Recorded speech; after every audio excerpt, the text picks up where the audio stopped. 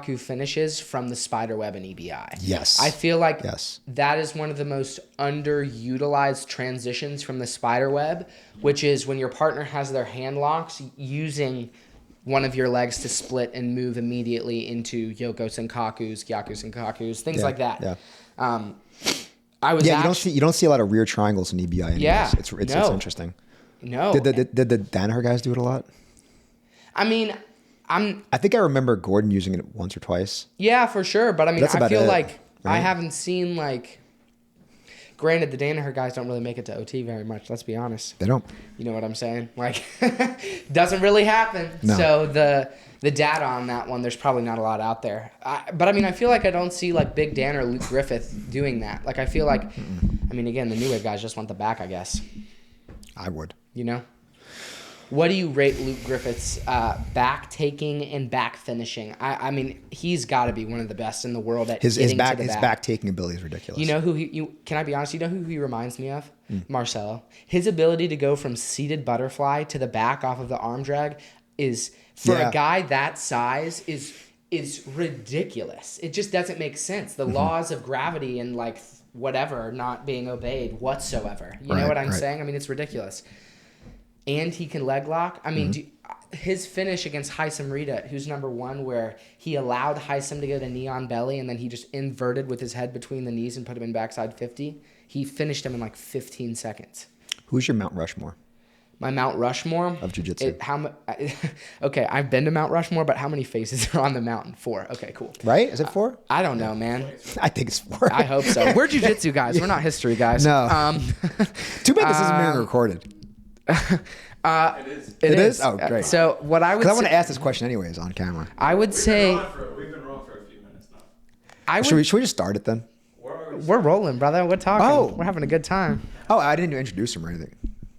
Does it matter? I need no introduction. No, I'm playing. Go ahead and then go finish it. Okay, so to my left is Campbell Cobb. He is the hold on a second. The mic is like falling on top of me. To my left is Campbell Cobb. He is the head instructor of the kids program at my gym. One of my purple belts. Great kid, super nerdy about jiu-jitsu. If you want to just talk about jiu-jitsu and nothing else, this is your guy. He will study and watch and nerd out on jiu-jitsu 24 hours a day. So I would say that's a fairly accurate assessment of my character. So pleasure to be here, Greg. Thanks for having me. no problem. We were just asking before. Let's get into that question. Yeah, Mount Who is your Rushmore. Mount Rushmore of jiu-jitsu? Yeah. So my Mount Rushmore of jiu-jitsu is Hodrick Gracie, Marcelo Garcia, Gordon Ryan, and the last one kind of rotates a lot for me, but that last spot right now I'm definitely going to give to a fellow student under Brandon Bennett, Eddie Cummings. For like sure. that. Yeah. I have 3 of your 4. I have the first 3. There we go. Yeah, the last one is I would put Hoffa. See, he rotates in for me. It's really kind of depends if I feel like I want to do leg locks or if I'm doing like headlocks and arm bars. If I want to do headlocks and arm bars, it's Hoffa Mendez. You know what I'm saying? But yeah, Hoffa's got to be up there for sure. I sent one of my private students a couple videos of Hoffa training in the gym, and we were having a conversation. They were like, yeah, I mean, he does jiu-jitsu on a different level. The jiu-jitsu he does and the jiu-jitsu other people do is it's completely different. Yeah, he's very intuitive. I think that's the hallmark of some of the guys at the top 4 that we were just talking about, whether it's Campbell's 4 or my 4. There is a lot of intuition that is baked off of really good fundamental mechanics of understanding jiu-jitsu. Of course, yeah. It's really interesting to me too because I feel like the formula is out there. Like people really know, like what these guys do, why they're so good. And you still see people really, really shying away from that in general. I mean, obviously I'm guilty of that as a purple belt. I would much rather do inverted back takes and stuff like that. But, as I've become more of a teacher and realized, the stuff that really works, those fundamentals, they're easy to learn. There's so many resources out there for you to really learn them, and so many people just neglect them. It's really honestly crazy to me. Yeah. I think an interesting perspective is when you look at a learning curve of jiu-jitsu, let's say white belt to black belt, it's a true bell curve of information and what you're kind of focusing on. So early on in your development, you're focused on some core principles and fundamental concepts of jiu-jitsu, right? Basic techniques that, for the most part, that we've been taught, 30 years ago, and we're still doing today, with the concepts and with the principles baked into it, so you understand better. But then you go through an arc where you're trying to A-block somebody, and you're trying to buggy choke somebody. Shout out Abraham the Mountain. Right? You're just trying to do all these other niche techniques that are great to play around the gym with. But then you go and you start training with the better guys, and you're like, oh, I'm not finding that as much. And you start resulting to very simple things like butterfly sweep into a half guard pass, into a mount, into an armbar. And you're like, why is that? That's something I learned at white belt.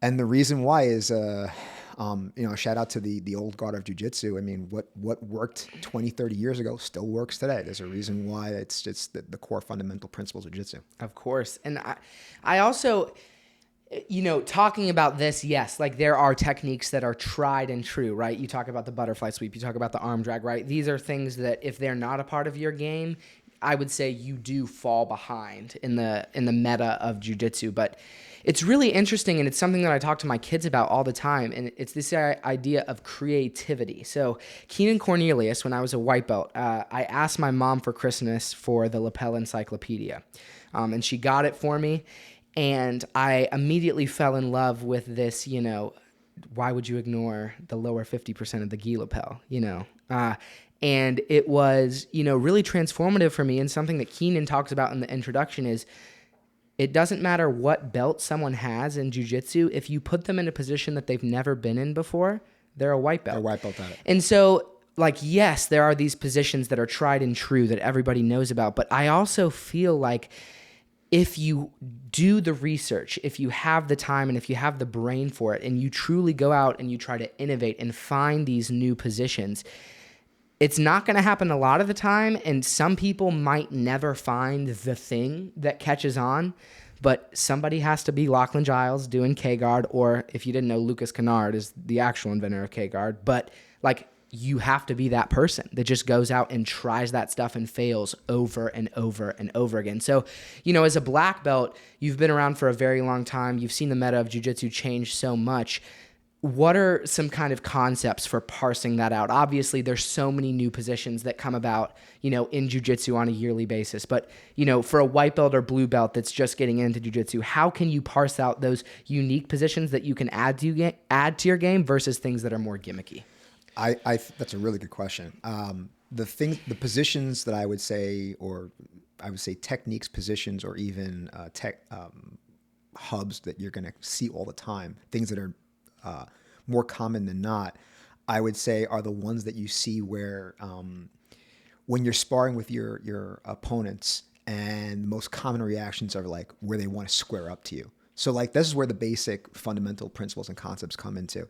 It's if I can outflank my partner, that's going to be a good thing for me. So developing techniques and systems where you're constantly on the outside of your partner rather than trying to sell this little thing over here is going to be good. So flanking your partner, and leg drags, I think are fundamental. I think outside camping or Toriandos, where I'm outside passing the guard with speed, that's pretty typical.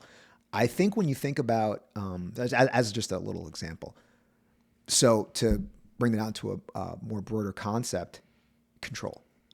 Yeah, control. Right. If you can control somebody for long periods of time, that's a good thing. That to me, right. That shows a lot of dominance. Mm-hmm. It's okay, if I can get the chest to chest half guard and get let's say, for example, the way I like to play. So chest to chest half guard, far side underhook with a crossface. That's how I like to pass. Yeah. And so for me, if I can get there, I don't care about passing right away. I care about, can I stay here for 2 minutes? Yeah. Mm-hmm. And just stay here. and then really cook the position and not let your hips get back into play, and really be very heavy on the hips with good shoulder control, and then work my way slowly through that. Because that's something that will translate through someone who is very athletic, someone who is very spazzy, who has some wild technique that I've never seen. If you can pin and control somebody, you limit their mobility, you limit their movement. And that to me is, I always look at that as a superior thing. Control. Correct. Yeah, that makes a lot of sense. So anything where I get control, that's why I like outside, as an example, to go back to the outside passing stuff. Outside passing for me leads into a lot of leg drags. Yeah. Where I get to pin the hip. So you're right. Even though I'm doing something unique of a movement on the outside, the result is, can I get the hips and control you? Yeah, exactly. Yeah, it's really interesting. Something that I kind of talk about all the time is this idea in jiu-jitsu, and when I'm teaching, and something that I try to abide by is, don't teach in terms of physical outcomes, teach in terms of concepts. I think that's something that, we've been integrating and doing at ODSY for a really long time, and I think we've had a lot of success with that. And as I go to other gyms like 10th Planet Atlanta, Autos,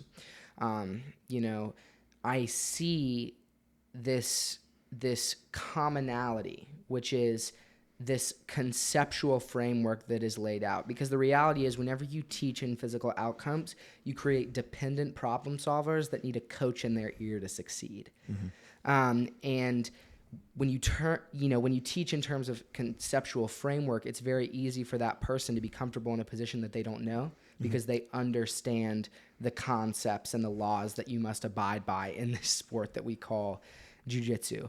Another phrase that I would love to get kind of your opinion on, I was listening to Kabir Bath and Greg Souders on a podcast on YouTube. They talked about this idea that in jiu-jitsu, we kind of have shied away from this, but this idea that orientation derives function in jiu-jitsu. So whenever you need to transition, whenever you need to change from one position to another, it should be because you're swapping the orientation of your body, because the given function of whatever task you're trying to accomplish has changed. What do you think about that? Orientation derives function. I think that's absolutely true. Yeah. I've never heard that articulated that way, but I think that's actually true. Yeah. Yeah. Mm-hmm. Yeah. That's a really good one. Who said that? So that was a podcast, Kabir Bath, Greg Souders. I think they just had a Zoom conversation during COVID, and that was in like the first 20 minutes. Yeah, I like that. That's a good one.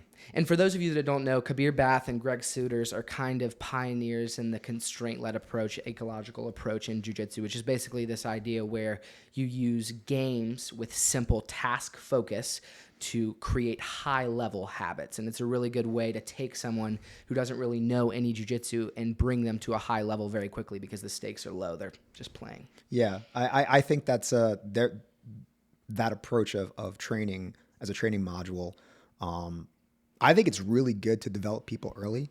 I know that there's many takes out there about, is that the only approach? Yeah. Or whatever. And, I've had conversations with many of my friends. I've had conversations with, at our gym with Sean. I've had conversations with my friend Nick and Danny, who are, have their own thoughts on ecological training. And I have some friends that do only ecological. I have a student that does very much, Josh Beam, who does a lot of constraint-led approach training.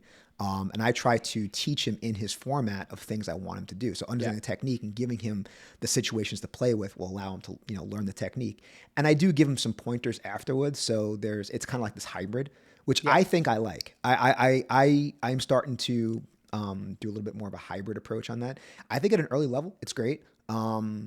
I think if you get to a higher level, let's say you want to fight an ADCC or something like that.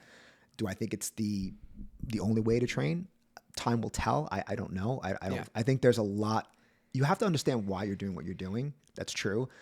But man, I think you're going to need to understand situations. I feel like any time, though, that I hear anyone in jiu-jitsu, or honestly anyone anywhere that preaches like they have the absolute answer to all of the problems, like the answer to anything is moderation in all things. Like it's got to be a mixture of this systemized approach with this constraint-led approach.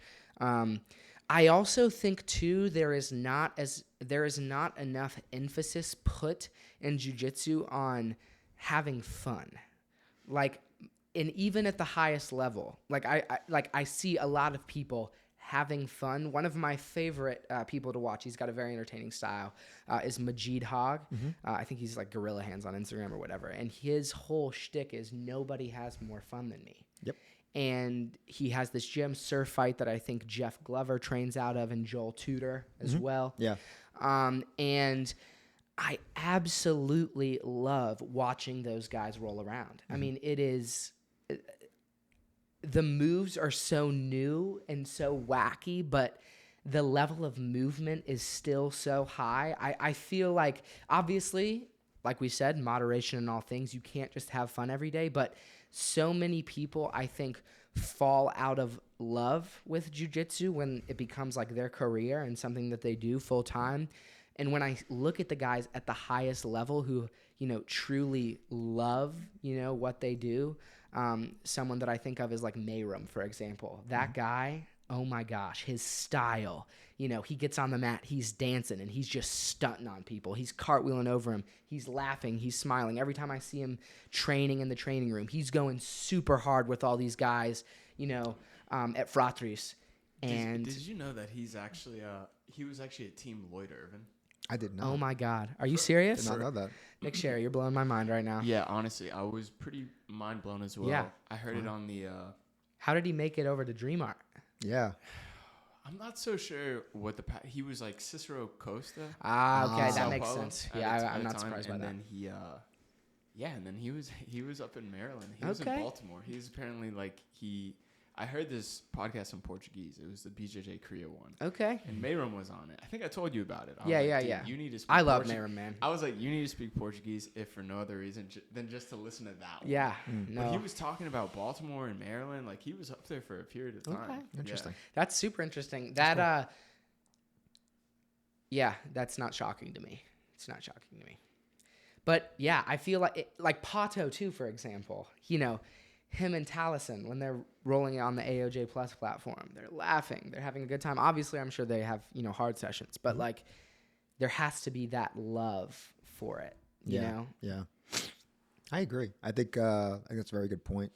I think sometimes when the training is so intense with a focus, the fun falls. Exactly. I think I think if you want to try to find the fun is where you want to have the less intense rounds and you're playing. So Exactly. Yeah. So I think that's really important. It's like, okay, my resistance or speed or whatever language you want to use for that is decreased, right? My intensity is going down. And I'm going to be a little bit more deliberate with having fun and experimenting with something. To me, I think that lacks sometimes. It's like anything else. You said moderation. It's being able to moderate between the two. I think sometimes we get too much in one way, too much in the other way, and we overcorrect one way or the other. Yeah. So speaking of kind of like new things and fun and entertaining styles of jiu-jitsu. So, I mean, this year for jiu-jitsu has been historic. CJI was insane. It was a ginormous event. One Championship has continued to do a great job of promoting jiu-jitsu over in Asia, who's number one, continues to put on good shows. UFC Fight Pass. UFC Fight Pass, exactly. So who is your breakout grappler of the year? If you had to pick one person, because there's been a lot of, honestly, people that have kind of come into the spotlight. Some of them are kind of old guys, the old guard that have reinvented themselves. Some of them are new up-and-comers. Who is that person? Breakout grappler of this year, Levi Jones. And that, ladies and gentlemen, was the answer that I'm looking for, because that is my answer as well. Levi Jones. Yeah. He was 100%. the break. He's always been good. Yeah, he stepped up to it. Nogi breakout star, because I mean, You know what? Yo. We're going to go Nogi and Gi for this one, for sure. Okay. Nogi, Levi, for sure. Yeah. Levi is definitely the Nogi breakout this year. Has been fire in the gi. So who's the man. breakout guy then for the gi? In the gi, It's an interesting one for sure, because I'm going to be honest with you. It's the no-gi, I feel like, definitely has overshadowed the gi a little bit with the amount of money that has been poured into it. I'm very optimistic about this Absolute Crown tournament that's coming up, but we actually had something happen for the first time this year in the gi. And so I'm going to give breakout gi grappler to Bebeto Oliveira, who won his weight class in both the adult division at Worlds No Gi and then won Master 1 as well. That's impressive. So that's really impressive to me. And it's a historic achievement for sure. So I'm gonna say Bebeto Oliveira is gonna break out. I'm gonna go with Adam Wrzynski. You know, Greg, I didn't think of that. You totally got me. Yeah. The guy who went from, shout out Adam Wrzynski. Yo, man. really? I mean, love that my guy. God. Yeah. From always being the bridesmaid to now he's the bride. Oh yeah. And listen, make half butterfly great again. That guy literally was like, no, I'm not going to adjust my game. I'm not going to change anything. I'm going to literally kill everyone with absolutely surgical butterfly guard, half butterfly guard. And honestly, I'm really not underutilized, but kind of underhyped area of his game is his shin to shin. His shin to shin is phenomenal. I totally agree with you. It's what sets up all of his butterfly guard. Yeah. That's how he gets people on their knees. He might have the best gi shin to shin in current high level jiu-jitsu. Yeah. I'm thinking all the gi players who do shin to shin. Who's better than him? I can't. No one. I don't know. No one. No, and he's got the best shin to shin game. Easily. He's very good at off balancing him in multiple directions, pulling him into his half butterfly, wrestling up on that, creating Kazushi with that sleeve pull and kicking the leg out. It's just there's so much. He has so many tools there. Yeah. I still have a bone to pick with Amon for sneaking off to that seminar without me, man. Amon, you snuck off to that Adam Wrzynski seminar without me. You knew I wanted to come to that, and you went without me. So. Yeah, it is what it is. It is what it is. It is what it is. So I got a question for you. Yeah, so, of course. Jiu-Jitsu 10 years ago, today, 10 years in the future. Let's look at a 10-year span.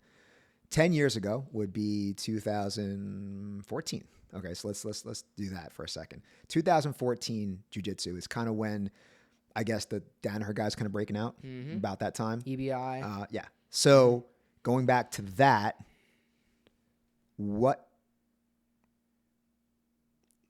that era. Yeah. How does that era compare to current today?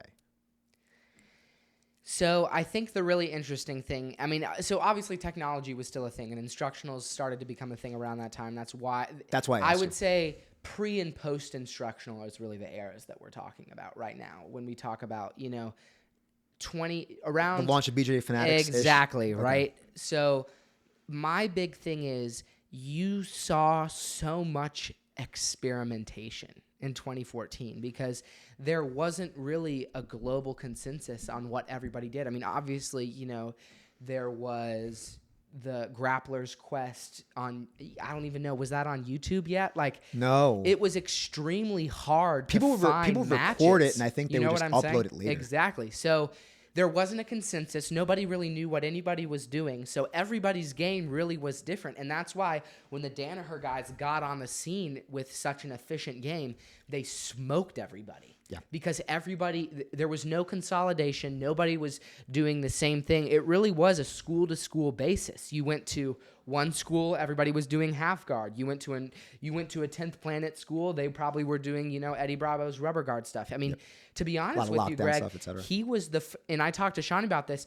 Danaher really wasn't the first person to systemize jiu-jitsu. No, it was Eddie Bravo. Yeah, and it was the books, and it was the enter the system stuff, and yeah. So I would definitely say we see a lot more creativity in that pre-2014 process, and after, in this age of instructionals, we really see this almost scientification of jiu-jitsu where, it's almost like a laboratory where people are, testing these moves, trial and error. They're watching instructionals. They're doing match footage study. They're breaking down the best athletes. I would say that's the biggest difference is we've kind of gotten more to this, less experimentation, more copy. And I think what we're going to see, to answer your question completely, in that third area is we are going to see this return, I hope, to experiment, to creativity and artistry. I could see that. I think you're right. The biggest difference I see from 2014 till today, let's just talk, even just technically. Yeah. Let's start technically, right? Nobody was really doing a lot of leg locks back in the early 2000s. They just weren't. Or 2000, actually 2000s, 2010s. Nobody really, you started seeing breakout leg locks in terms of, for many people, was probably around 2017, 18. I'm sorry, let's put the Danaher guys on the side because they were different. They were different, right? Them and most of the Eddie Bravo guys, they were different. I'm talking about you take those two schools and put them on the side, and you look at everybody else. The vast majority of jiu-jitsu, no one was doing the leg lock stuff. So they kind of introduced that in that, I would say from 2012, 2014, it started breaking out around then. Now in 2024, it is something that you have to know regardless. I don't care what belt level you are. If you want to be high level, it is like a mandatory course. It's taught everywhere in terms of like being good. So I think that meta has definitely changed. That's the biggest difference I know from 2014 of jiu-jitsu to today. Whereas now that attacking the lower body it's fundamental at this point. I also think too that people don't utilize leg locks and leg lock entries in the way that they really should, because to me, like leg locks cause such a reaction. They invoke a lot of fear. This was my next part. So I think we're on the same page. Sometimes when I enter someone's leg, they turn so violently away from me that they just give me their back. That was going to be my next point. You know what I'm where saying? We're going to be in 10 years from now. And maybe we're probably going there faster. We're accelerating there faster. Is that what the next thing is where we're going to be evolving to is, and we already are, it's connecting legs to back, connecting legs to wrestle up, connecting all these different positions and learning how there's a relationship between the two. The one thing I think that's going to change, if you say, Greg, where is jiu-jitsu going to be in 2034? I think there's going to be a lot more incorporation of true wrestling. Oh yeah. No, that's what I say. I think we're starting, whether it's the pedago guys showing it off, whether it's, you see a lot of it in the new wave guys. It's being able to take somebody down from the feet, and also the ability to go from a seated position to a standing position and then put your partner on the mat and pin them well. Can I add a caveat to that? Sure. There is one rule set where wrestling will never matter, and that's sub only. Yeah. Well, yeah, you're right. So, you know what I'm really interested to see? If CJI gets really, really popular, and they're saying they're going to change the rules a little bit so that the guard players have to, be a little bit more proactive. I don't really know how I feel about that, because Levi was chasing Cade for... honestly, he won 4 of those rounds. Yes. I was there. Wait, why would they change? This is going to make me a little mad. You're going to change the rule. It's optics. No. You're going to force the guard. Okay. You can't if you're just talking about pure grappling, does it matter whether you're in a seated or standing position? Because now you're saying the standing position is better. I think they're saying that they have to force them to the wall, to the cage. I don't know if I like that. Yeah, it's interesting. I have to see it played out, but early indication, no. Because if I can pin you to the mat in the middle of it and do well with you, what does it matter? Yeah. Or if I let's say you pull guard and you put somebody in, as an example, you elevate them, you put them in cross ashi, and you get them into double trouble, as an example, and you're just attacking the feet for 5 minutes. Yep. Okay. Aren't you winning that match? Yeah, like what Levi did to Cade the entire match. So where are we, right? Guard passers, you can come at me on Instagram. I'm just saying, like, I have no problem with that. I just think you want to look at. I always said this: the problem with jiu-jitsu from an optic point of view, from the outside, is that we look at combat sports in this realm of top player, bottom player, and we look at the bottom player as the inferior player because the optics is one is above the other. However, if you take that mat and you create it vertically, and it's one this way and one that way, and you look at exchange laterally instead of looking at it from a, does that make sense? No, you're looking at it this way. So you're taking the horizontal plane of the match, and then you're going to go vertical with it. Yeah, top down approach. Correct. Yeah. And now you look at who's pushing left and right and who's actually fighting better. Yeah. So you're not looking at, we look at the mat as like, you're against the mat. It's a bad thing. I'm going to be honest with you. If there is one thing about CJI, one qualm I had, it was the judging. The judges, that's all I'm going to say. I'm not going to say any specific things, but could have been better, that's all. It was very, very apparent that at least of the judges that were selected, 2 of them were very, very preoccupied with giving the person on top and the person that wrestled rounds. And we saw it in a lot of Pat Downey's matches. We saw it in Levi's match with Cade. Honestly, we even saw it in Levi's match with Ty. They gave Ty one of the rounds, and it was like, didn't really make sense. But yeah, I to go back to what you were talking about with the way jiu-jitsu has shifted so much, wrestling, I think we're going to have these people. And watching Aiga, honestly, has been what's really kind of driven this point home for me. I was talking to Robert Deagle about this. But you have some people that are just extremely high-level wrestlers who've been wrestling since they were like 4 years old. And then they walk into a jiu-jitsu gym in the Caucasus region, and they start doing jiu-jitsu every day with their insanely high-level wrestling pedigree.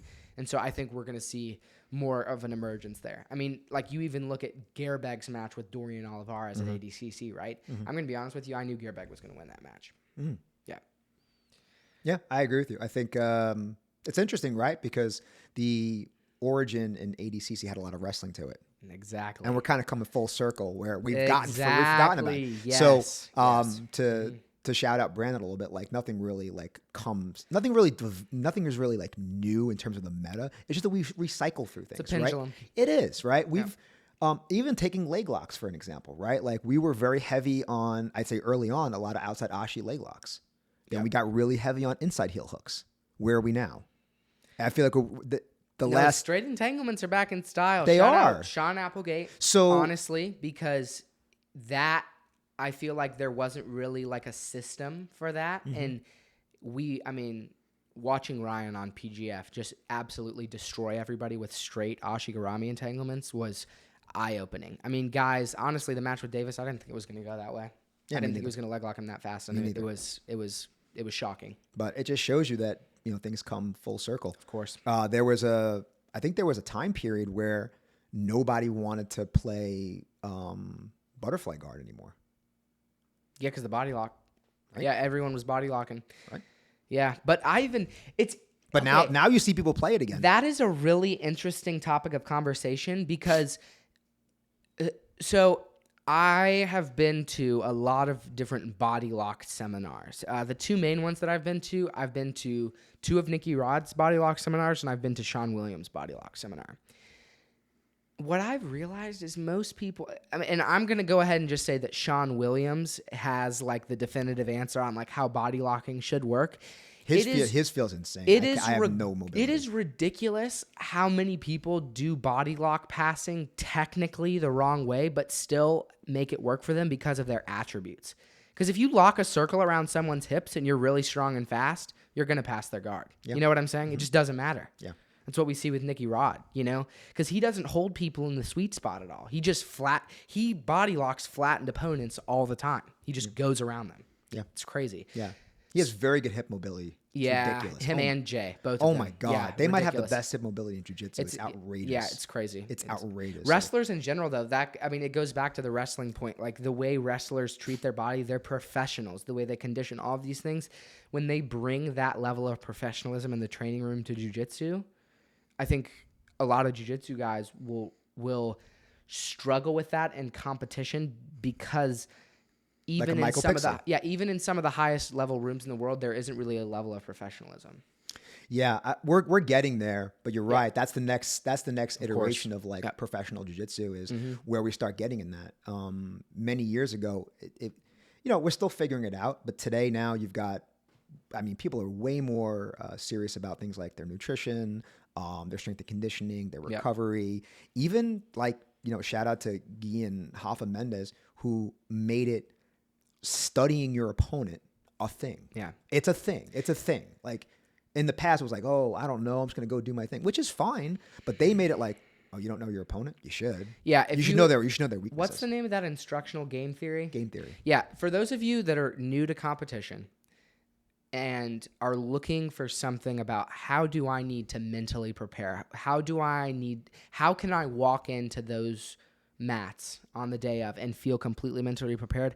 I cannot recommend Guy Mendes' game theory instructional enough. The way he talks about formulating games, the way they talk about how they prepared Tynan for a lot of his matches. I really love like the behind the scenes stuff they did for preparing Tynan for his match against Murasaki, preparing Tynan for his match. There was another one that they put on there, but very, very good instructional. I agree. this is something I've wanted to ask you. If you could give someone a list of 4 instructionals to watch first before they watch anything else in jiu-jitsu, what would it be and why? I'll go first so I can give you a little bit of time to think. 1, Gordon Ryan, seated guard. 2. Are we talking nogi, right? I assume. No, in general. Okay. We can go in general. 2, new wave guard passing, John Danaher. 3, the armbar masterclass, Rafa Mendez. And really quick, some more details on the armbar masterclass. It doesn't matter gi or no gi. That instructional, if you want to start seeing the armbar everywhere, cannot recommend it enough. And then the last instructional on my list is going to be Zone Passing by Paul Schreiner, the Tripod series. Because a lot of people don't know this. Paul Schreiner is the one responsible for a lot of Joseph Chin's tripod passing. Joseph adapted a lot of Paul's techniques, but if you want to get some high-level details on tripod passing with an instructional that's already out on the market in gi and then adapt some of it to no gi, I can't recommend that Zone Passing instructional enough. That's good. I think to simplify it, I would look at honestly, they're all going to be John Danaher stuff. I get that. All 4 of them, because they're easily digestible. Now there's a lot of information there, so I don't want to sit there and say 2 times speed is your friend. Yeah, yes. So there's a lot of stuff. But to be completely honest with you, his instructionals are very fundamentally structurally sound. So I would use his stuff if you're trying to just build foundational jiu-jitsu. Honestly, you can pick any 4 of his stuff. It could be close guard. He has a close guard in gi instructional, which is really good. He's got a gi passing one that's very basic, very easy to understand. The feet to floor series. The feet to floor. Yeah. I mean, like, we're forgetting about that. I'm talking about like, let's negate the takedown part. Let's just talk about just on the original enter the systems. Yes. Are amazing. You take any of those, any 4. You pick any 4 and you digest them. You're going, and let's say you can really get into those for, I don't know, 18 months, 24 months, you'll be a different grappler. Yeah. So let's talk about footage now. So when it comes to match study, 5 athletes. Who are you watching? Gi and no gi. Currently? Doesn't matter. Anytime. Doesn't matter. Gordon is one of them. For sure. One that I love to always watch regardless is classic Marcelo. I watch that even to this day. I'm gonna be honest with you. There's nobody I've ever seen who can impose his game consistently and put you on the back foot like that guy could. Nobody. Oh yeah. Nobody. No, yeah. Nobody. I know there's always the hot take, who is the greatest grappler of all time? There's Gordon's Marcelo. It's Marcelo for me. It is. And Gordon's fantastic, but I still think it's Marcelo. What Marcelo Garcia could do in jiu-jitsu, I don't think any other human being could do. Oh, He's completely special. Yeah. He is a one of one. There's no one that will ever compare to Marcelo Garcia, ever. Period. And there's really no other way to put it. And if you don't know who Marcelo is, then, I mean, fix that. Yeah. So, I would say Gordon is a good one. Marcelo's a good one. Another one that you'd want to study for me is going to be Tynan Dalper Modern. Okay. I think it's because of the way he can connect his passes from his sweeps. Like, so one thing that you want to get really good at, right, is it's not like, okay, here's this one sweep I got. Now when I come up, I let go of the grip and I'm going to do something completely different. His sweeps lead into his gi grips to pass. So it's like if he sweeps you with like a pant and a collar, he comes right into a pant and collar passing system. Yeah. So it's fluid. Yeah. And I think that's just indication of how he's able to take his passing game and his passing game and his guard game and take those systematically, connect them, and find that loop between the grips to not let them go. Yeah. So to me, he's a third one. Yeah, 3, yeah. The fourth one I would say, if you want to get like really funky into it, is Eddie Cummings. And that's because of and we're going to talk about that in a second because I do want to ask about innovation of jiu-jitsu. Eddie Cummings, to me, I think, man, it's incredible to watch what he could do with the amount of control that man would have on somebody. Like, people would get breaks, but that guy can control you for very long periods of time. I thought that was very impressive. Like we talked about before, when you talk about what do you want your white belt to know? Control. That guy can control you, but he can control you with his legs, which is different, right? Like we talk about control from like a top perspective. We talk about control from the body lock or forcing half guard or a leg drag position. But being able to control somebody's movements with your legs from a leg entanglement is very impressive. Yeah. Yeah. So that leads me to my question is, pick a couple of grapplers. I would say we're going to do almost like another Mount Rushmore, but this is going to be from an innovation point of view, where you go, wow, they've really changed the way we look at jiu-jitsu. Now, not coaches, so obviously John Danner's out, but athletes like, wow, this particular guy has changed the whole platform of jiu-jitsu. Keenan Cornelius. I think that's a very good one. Lachlan Giles. Okay, I wouldn't have put them, but I like that. I mean, I like Lachlan. It's just that I had 3 other ones that. That's a good one. Lachlan's very good. I mean, he really did. If you think about the no, he does, and he does so much now. I like innovation wise. You can't. He has to be up there. Yeah, you're right. He just you're has right. to. Like, there's too many guys, but I like that one. Yeah, I like that one. Those 2 are. I'm gonna take that back. I like that one. Keenan and Lachlan are 2 easy. I take that one back. I like that a lot. I still did. It's just that I had 4 guys right off the rip. Yeah, but go ahead. Eddie Bravo. That's a good one. I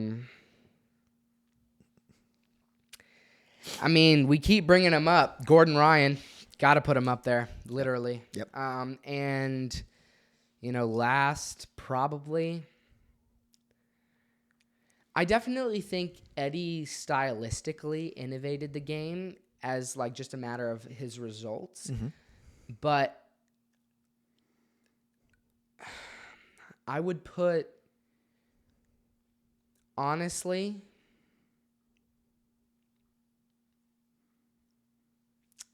this is hard. This is a really hard one for me because like you said, there are so many phenomenal choices, but I'm going to have to go with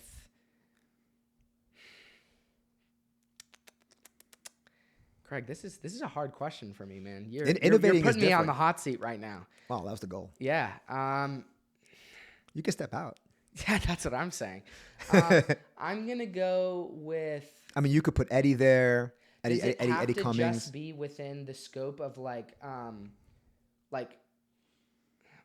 whoever you think really changed the way we look at things. Oh, there's so many people. I know really that. Just can't, I know that. I cannot pick the right person. I mean, you know what? I'll just throw it out there. I'm gonna go with I'm gonna be different. I'm gonna go with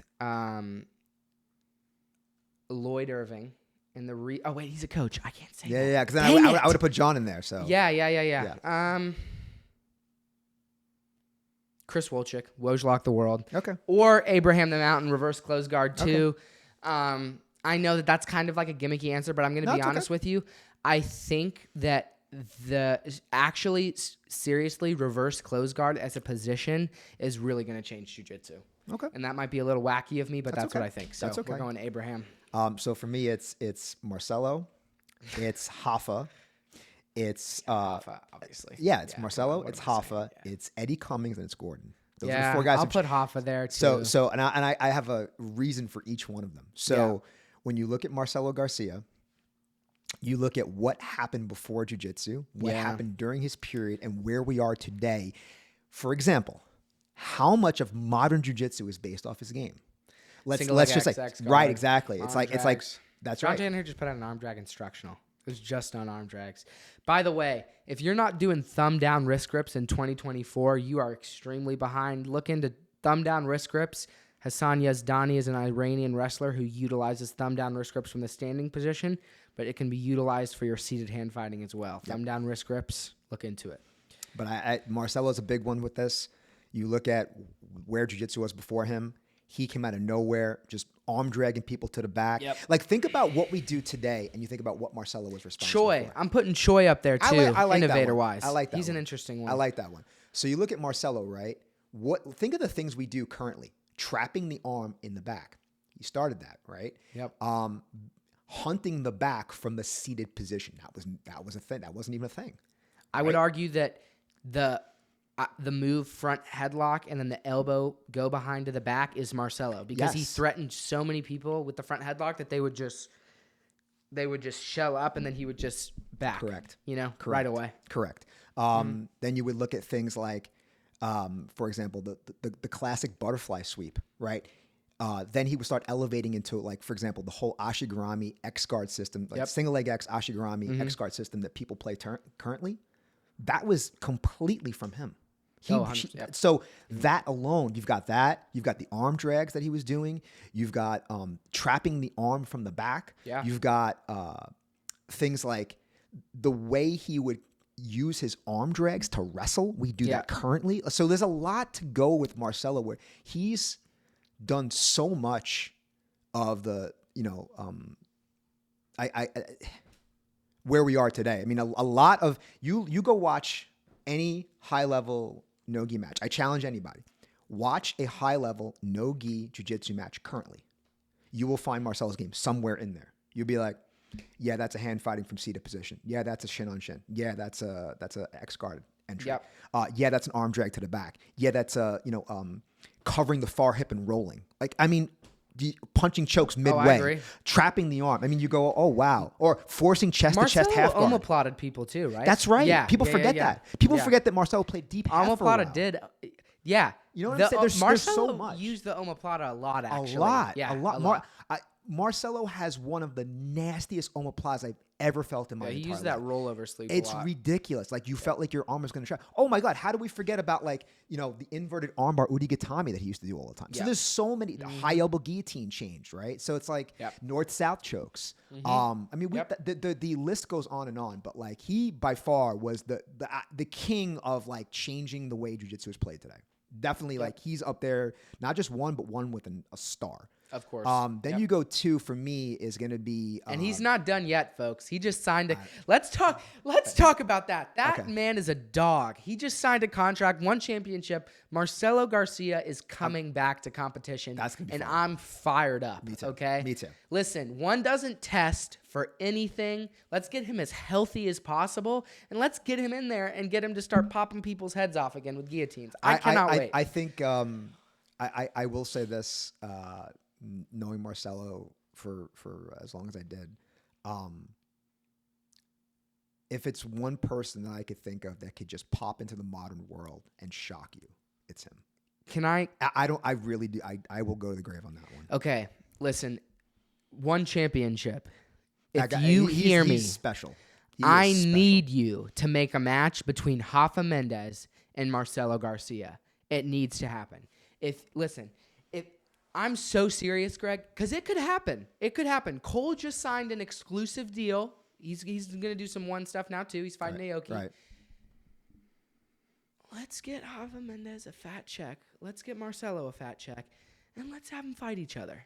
In the ring, that, to me... You know it's going to end in under a minute, or it's going to go the full time. Yeah, that's all I'm saying. You're right about that. Because it could go either way. Someone's going to get something when they're dry, or we're just going to see one long chain of jiu-jitsu. Yep. You know what I'm saying? I don't think that's. I think that's very so. Fair. Let's make that happen. Rafa Mendes, that's always Marcelo been a dream Garcia, match 2026. for a lot of people. Let's make it happen. 100%. But I think you could put like I said, Marcelo. Doesn't matter how long it's been since he competed. Yeah, it doesn't matter. It doesn't matter. I've never seen anybody like him. If he locks his hands under your chin, doesn't matter. Yeah. And he gets under your chin. Like, people are talking about if it's under the nose it goes. Marcelo doesn't do that. Yeah. He gets under your chin and he kills you. That's right. That's what he does. Yeah. We were talking earlier about being innovative, of course, and about feeling things out. Yeah. So the one thing I can say about Marcelo is he's the kind of jiu-jitsu player where you might fool him once, but you don't fool him twice. Definitely he just sees it and he's like, "Oh, that's how it works. Let me take that apart before it ever happens again." And it's like, you can't like. You might surprise him with something, and the second time he sees it, he's like, "That is never happening again." Not only have I seen it, I've downloaded, I figured it out. Or you can put him in a position, a very unique one, and he's able to troubleshoot it on the spot, mid-match or mid-round. Like, I've never seen that before. I don't think anyone's ever been able to have that level of grappler IQ. That's why I said there is a one of one with him. So that's why I put him in the He's innovator number one. The second innovator for me is going to be Eddie Cummings. Simply because of what he's able to do with the lower entanglement body. Best leg locker I've ever seen in my entire life. The most control, the most brutal breaks. He might not be the guy that came out of the Down to Her Death squad that was the most popular, I would say, or the one who got the most credit. But I do think he was the one with the best control and finishing in lower body attacks and the leg entanglements. He's a big reason that I have the process that I have when it comes to like, you know, someone told me that he used to talk about like finding like a math equation for jiu-jitsu. Like he was like doing research on it. Right. And like that. And shout out to Brandon Bennett because that's Eddie's guy. Yeah. The mad scientist aspect of the sport, just, you know, you're not worried about money or fame, anything. You're just worried about making jiu-jitsu better. Yeah. You know what I'm saying? Like, yeah, for sure. Yeah. So he's number 2 for me. There. Number 3 would be Rafa Mendes, like I said. And the reason why I put Rafa there is simply because we didn't really see, or I mean, we did, but it wasn't as clean and organized with the Berimbolo the way he did, where you knew when you went to a match with him, you knew he was going to bolo you, and it didn't matter. It didn't matter that you knew it was happening. And then when you started figuring it out, he realized that the leg drag is the next part of the equation here, and he played off a that two system dilemma. I'm either going to leg drag you or I'm going to bolo you, but either way, I'm getting to your hips. Bolo is coming back. I'm telling you. Listen, and this is why we picked Levi Jones-Leary as the no-gi breakout grappler of the year. Agreed. No-gi crab riders of the world, rejoice, because there is a glaring gap in most people's games, and it is because a lot of the no-gi guys didn't do the gi. And I'm sorry, this is where the people that train in the gi have a little bit of advantage over the people that train no-gi because they're used to the bearing bolo game. They've seen it. They've seen the way that it works. Now, in no-gi, it's going to need to be set up a little bit differently, but once you get to that crab ride position, if you are going against someone that knows what you're doing and what they're doing and you don't know what's going on, you will get destroyed. And it's a great counter to leg entanglements. To even if you don't get it, to threaten it, so the person goes, "Oh, I have to be very careful with how I enter the legs now because I don't want to get my back taken." You defend your back by putting it on the ground and bring your knees off the ground. I enter the legs. As soon as you defend your legs by putting them back on the ground, the back comes off the ground and you go to the back. Correct. It's a good dilemma. And then the fourth one is Gordon, because what he's done is he has learned how to take, in my opinion, the best parts of a lot of grapplers and put them together. He was able to take Marcelo's butterfly X game and back control and add it. Yep. He was able to take the leg system that he learned from in the blue basement. He was able to take the mount control that he saw from Hodger. So you see how he looked at, he's very good at saying, okay, this guy is very good at this, and I'm going to figure out exactly how he does it and play it very well. And he just created almost like it's almost like he became like the Superman of jiu-jitsu, not Superman, but I don't know, like the perfect specimen in sense, where he took the best things of, okay, who has the best butterfly guard? Yeah. Marcelo, I'm going to copy it. Mm-hmm. Who has the best mount control? Okay, it's Hodger, I'm going to copy it. Yeah. Who has the best, okay, we have the best leg system, so I'm going to keep that one. Who has the best, do you get what I'm saying? Who wins in a no-gi jiu-jitsu match, Hodger, Gracie, or Gordon Ryan? Gordon. Really? I think so. You think so? Why? Expand on that. I just think that the one thing about Gordon is I think he's very good at being adaptive to a lot of situations. Whereas as hot, I think he's very adaptive. Think it's Hodger? I don't know, man. Now, this isn't the no-gi, obviously. No, in no-gi, obviously. I mean, let's gi, be real. It's not. It's not even close. No, not even close. I'm going to be honest with you. In the gi, I think in the gi, there Hodger is not the a person on the seen. planet that beats Hodger in the gi. Not Marigali. Nope.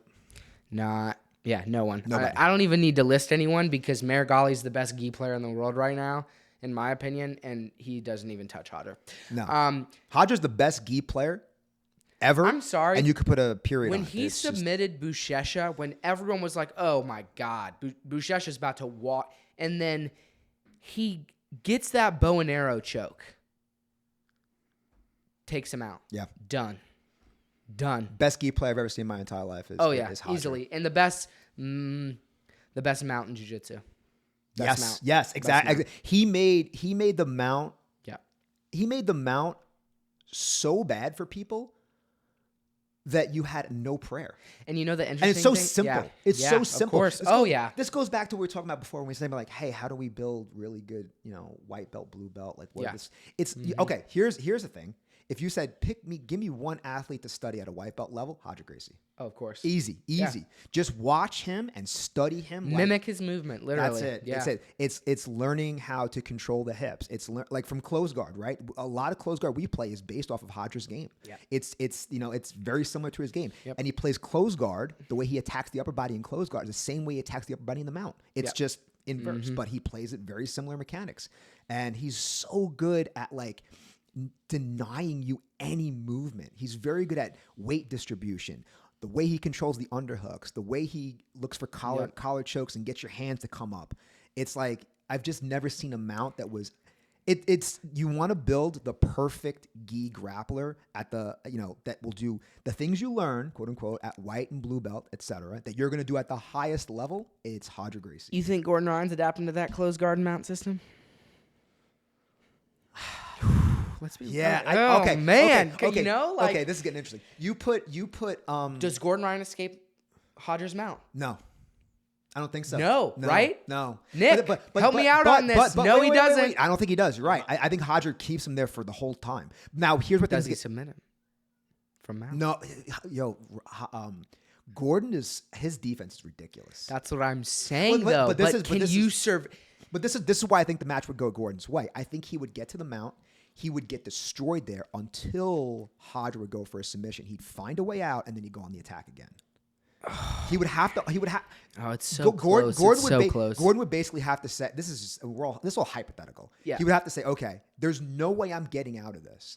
I'm going to have to go to the secondary escape off the submission. I have to. Does he get out of Hodger's close guard?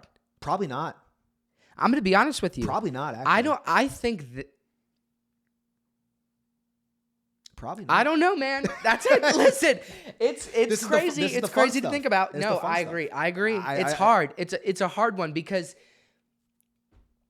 Gordon also could just sit back on a leg lock from close guard. Right. And I think that's where he can.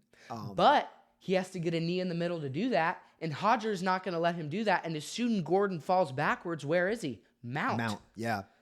It would be interesting. As soon as he moves backwards, Hodger's going to hip bump him, and then it's over. It would be interesting. That would be fun. You know what I'm saying? That would be fun to watch.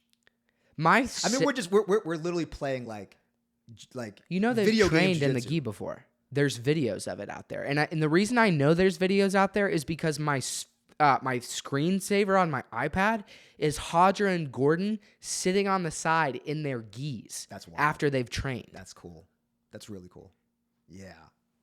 To be a fly on the wall there. Listen, John, just cool. put a camera in the corner. I like that. I really like at that. the Hoka facility, and just let us watch from the corner. Yeah. Okay? Just let me watch the rounds from the corner. That's all I want. Okay. So here's a good question. You agree that no gi jiu-jitsu is super popular now. How do we make the gi great again? Money, money, money, money. No, I mean, to be honest with you, it's Craig Jones. Craig Jones said he's going to compete in the gi this year. If he's serious about that, then gi people have got nothing to fear, because if Craig Jones says he's going to save the gi, he's going to save the gi. Okay. There's no marketer or promoter greater in jiu-jitsu than Craig Jones. Craig Jones has mastered that. So if he's not going to do that, if Craig Jones isn't going to be the one to save it, then I would say the way that IBJJF is doing these crown events is the way to do it. Yeah. You got to put money into it. You got to put eyes on it, and you got to make it entertaining. So the reality is, though, what mainstream, television company is going to put the gi on television? Like, I'm going to be honest with you. I don't think UFC Fight Pass actually would have the capability to do it and make it entertaining. I think UFC Fight Pass would do it. W&O. But right. But I'm going to be honest with you, flow grappling cannot take the gi to the next level. That's not what took no gi to the next level. It was areas outside of, like, flow grappling is a good start. You know what I'm saying? All right. But the reason why no gi exploded to the next level is because we saw no gi on ESPN. A lot of people don't know this. B Team had a in-house tournament that was on ESPN's The Ocho. during, a couple years ago. And that was a lot of people's, that actually. I didn't even know that happened. Yeah, that was the first time Jiu-Jitsu was on mainstream television. People don't even know that. It was that's the crazy. B Team in-house tournament. Guess who won? Elijah Carlton, I believe. He won that. It was on the Ocho. It was on ESPN. And I had friends that text me. They were like, whoa, I'm watching Jiu-Jitsu on ESPN right now. That's and I was crazy. like, I did not know exactly. No, it's extremely interesting. It's really cool. I did not know Yeah, that. it's a really, really good tournament to watch, actually. That's dope. I Yeah, did not Elijah know that. Jabroni spun everyone. And he just broke people just badly with leg locks. Yeah. Yeah. That's trying to answer that question myself. How do we make the gi great? Nick, how do we make the gi great? What do you think, man? What do you think? You're a gi guy. I know that. So yeah, I'm curious. How do we make the gi? Both. I know. I Don't drag him into that, man. No, I kid. So wait, hold on. I kid like that I'm because just trying Nick to was not suck originally a gi guy, then heavy no gi. Now he's back to the gi. You tell now me he's you back think to no my gi. gi game is better than my no gi game. Yeah, bro. I You're- think Everyone's, I think well, I think you know why it is. I think it's because you have a very you can play with a lot of toys. It's getting the Lapel Encyclopedia whenever. Give me that. Yeah, lapel, well, baby. you have- Give it to me. I can just see Campbell reading that over I've the definitely, Christmas season. I've definitely watched training sessions where when you play with the lapel, even if they're bigger than you, you're able to control them enough to get a good position out of it. So yeah, I think in that sense, and you know how to you understand the gi grips and how they work, and I do believe no gi makes your gi game better, and the gi makes your no gi game better. I think they play off each other really well. Nick, if you know I how to think use them well. You as an artist have an interesting perspective to add to this as well, because I really do think, honestly, to make the gi great, we need to make it more entertaining, and that's going to be a high level of production. That's going to be so. I think you present it traditionally. You kind of I like that. Get back to the roots. Get back to the roots. It's the reason why. I it's the kinda reason like why that. kung fu movies do so well. I like that. I really we like like that to idea. we like to get back to that. And the uniform, Yes. yeah, Yes. okay. Yeah. That's White kinda knees why, only. honestly, that's honestly why I was watching a lot of clips. Like they of, bow, like they bow, and then like you got everyone has a white gi. Karate. No patches. Yeah. Karate Combat did this perfectly. To be Yes. honest, Yes. I grew up training very competitive Taekwondo from a young age, and I had never seen anything. Even the Olympics weren't that great.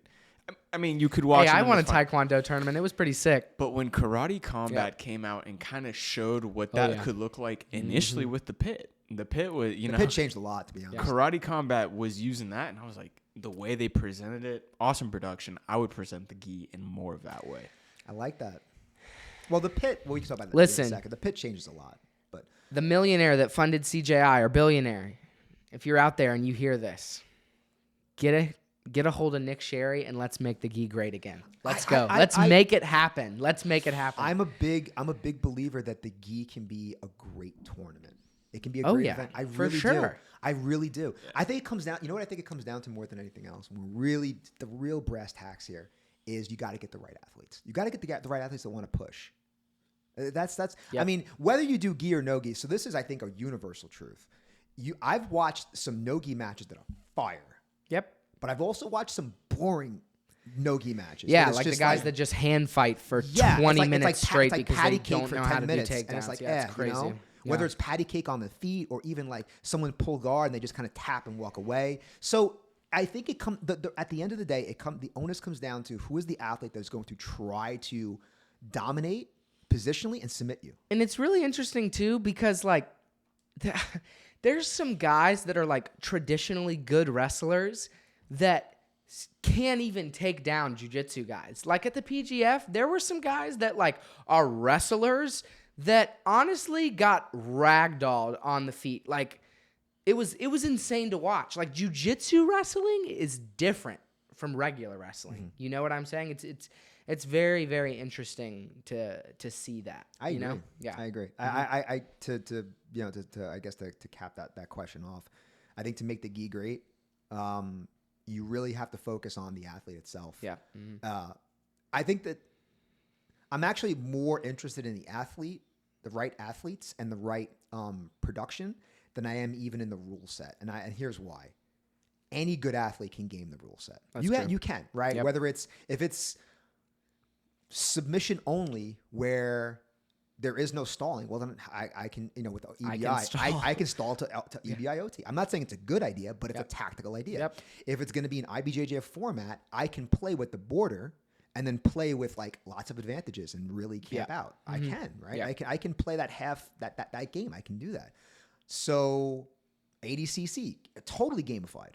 If you want to do any rule can be gamified. Someone said, it was John. John said John said this when I was in Texas training. He goes, ADCC is the Olympics of stalling. He's right. That's a really good line. That's what it is. He's right. I was like, spot on. And you look at ADCC rule set, it's really hard to score for a reason. So, like I said, you can gamify any rule set. So, if that's the case, then the rule set is not the answer to make the sport good. It's the No, it is. It's just good game making, or not game making, matchmaking. Right. That's what it's all about. And I think that's probably and you want to reward the guys that really do well, because then it's going to force the person who's saying, oh, why aren't I getting paid as well? Because you're not performing as well. And there are some things in the gi that you just can't do in no gi. Like you just can't do. You can't do it.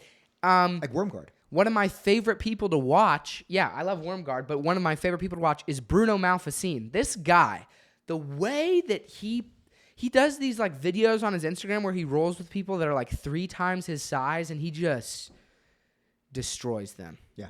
It's art. It's art, really. Yeah. There's no other way to describe it other than that. His movement quality is insane. Yeah, that's great. He's like the Mighty Mouse of. That's like a good line. Yes, he's the Mighty Mouse of Jiu-Jitsu. And I know Mighty Mouse is competing in the gi now. But Bruno Malfacine is like the Mighty Mouse. He really is. 100%. Yeah. I completely agree with that. I think that really what it comes down to is the right athlete. Bruno Malfacine has the most world championships. He has 10, right? Yeah. I think it might be. I was the only person at the Christmas party that got that right. I remember that. Everyone thinks it's Boucher, or no. Everyone thinks it was Bouchesha or Low. I don't know. It was one of the two. No, Bouchesha was the common answer. Yeah, but it was really Bruno. Yeah. Deep cut. Yeah. So think about this, right? So if Tynan Dalper is a great example. Okay. Yeah, Tynan fights anyone's gonna watch. Yes, because that guy is actually trying to like do jiu-jitsu. He's trying to gator roll you, man. He's like, cool. How can I take your back and strangle you? I will watch him and look cool doing it. Yes, right. Thank goodness he's married, because he'd be taking girlfriends left and right if that's the case. I think so as crazy as this sounds, I think this is why the AOJ guys are so popular. Their matches are all fireworks. They don't have boring matches for the most part. You know what I mean? Like, you'll always have a boring match because, like, maybe tactically certain things played out a certain way. But 9 out of 10 times, when I watch anyone from AOJ fight, I'm like, this is a match that is going to be exciting with good technique. Both. Oh, yeah. It's fun. It's entertaining. And they are very much looking for the submission. Oh, yeah. Yes. They're submission hunters. They're very much submission hunters. They want to finish you. And it's so clean. It's so fun. It's just so clean. So cool. Everything. You want to make a gi event? Just make a gi event. And just like early on with the no-gi stuff, you were bringing a lot of the new wave guys in. Just bring to all the AOJ guys. Yeah, just have the AOJ guys fight. Have them be the like guys from Fratres and Dream Art. You're good. Yeah. You're good. It's entertaining. Yeah. You know it's going to be good because the Dream Art guys are going to try and kill, and the Fratres guys are going to try and kill. And between those two schools in AOJ, you have every weight class. Brazil versus AOJ. Let's make it happen. Yeah. I think that I think you can. So if you had to pick one technique, one technique. Okay. One technique. We're doing this. That you say, this is my technique. I am going to spend the rest of my life so we'll go back to that in a second. But because I do think that if you want to really get good, don't try to know 100 techniques. Try to know a few and know them extremely well. Like every entry, every setup, every transition to find it. That's the way I really do. I don't think that if you know, let's say 80 submissions, but you know them at a very, I would say basic level, but you got 7 submissions or 8 submissions that you know so well, like the back of your hand. Man, I think that is way more impressive. Yeah, so I'll pick. So because I'm one submission, I'll pick a submission and then I'll pick just a movement. Okay. So one submission. Submission triangle easily. Okay. Because all I do is triangle people's legs and upper body because leg locks are just triangles on the lower body. I'm gaming the system a little bit, but cross ashi is just me triangling your body lower. So the triangle and then sumigaeshi. I like that. Sumigaeshi is a good one. It's so underutilized. Yeah, you can just use it anywhere, and I can use sumigaeshi to leg lock. I can use sumigaeshi to sweep. I can Standing position. Yeah, exactly. Yeah. So I like sumigaeshi. that. I like that. I think for me, if I say, okay, what's one submission that I would want to really bake into my my program? It's like I'm going to study it in every scenario I can. It's the rear naked choke. I'm gonna do everything I can. If I'm a brand new athlete, I'm gonna do everything I can. How do I get to the back, stay there, and choke you every single time? And I might not know all these choi bars and all these other cool things, but it's like I'm gonna get to your back. I'm gonna put you out. Can I say one thing though about the rear naked choke? You got to get to the back to get it. I can triangle you from anywhere. That is true.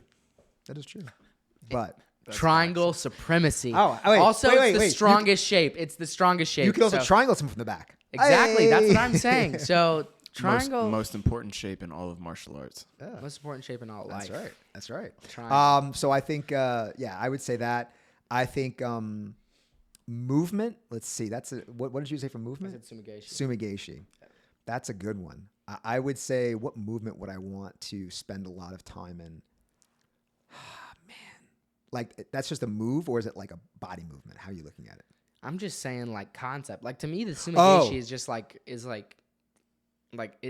more than a move, you know? Like it's just like applicable so many different places. So meaning like using hooks to elevate the person essentially. Yeah, that's the concept. Okay, got it. I would say for me, it's going to be outside elbow position because I do a lot of arm drags. Yeah, that's smart. You know what I'm saying? Because I like flanking people a lot. Yeah. So, and which leads into the whole thing with the back, right? So Yeah. I like to flank people on the outside.